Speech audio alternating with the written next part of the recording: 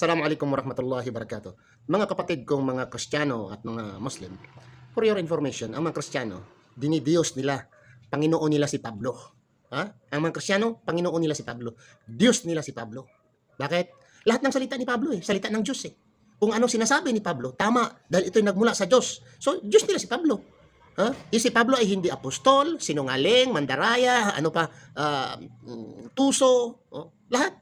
Nandyan. Pero itong mga hunghang na mga Kristiyano, the honor, the respectful as their God, Diyos nila. Bakit? Lahat ng salita ni Pablo tama, walang question. Walang kini-question dahil ito'y salita ng Diyos. Di ba magbuklat sila, ang Diyos nagsasabi, Colossians, Galatians, Ephesians, Corinthians, 2 Corinthians, ang Diyos nagsasabi, hindi na si Pablo, Diyos na. Dito naman, ang Diyos nagsasabi, ang Diyos nila ay si Pablo. Talagang itong mga Kristiyano, talagang shirkul akbar ang labas. Dito sa Galatians chapter 3 verse 13, sinasabi sa English, Pablo ito, tao itong sinungaling, tuso at mandaraya, pero nilunok nila bilang salita ng Diyos. Sabi dito, Christ hath redeemed us from the curse of the law, being made a curse for us, for it is written, cursed is everyone that hung on the tree. Okay? Tama yon dahil sabi ng Diyos nila. Okay?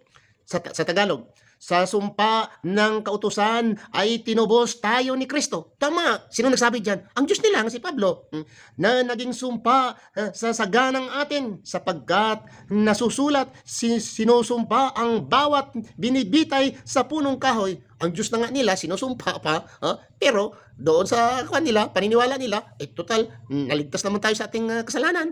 Kahit pa ang Diyos dyan ay namatay, dyan ay sinusumpa pa ng isang Diyos, ay tama yan. Dahil salita ng Diyos, ang salita ni Pablo. Di ba mga hunghang? Hindi marunong maghiwalay, salita ng tao o salita ng Diyos, salita ng apostol o salita ng Diyos, salita ng tuso, mandaraya, balingbeng o salita ng Diyos. Wala sila nito in Christianity.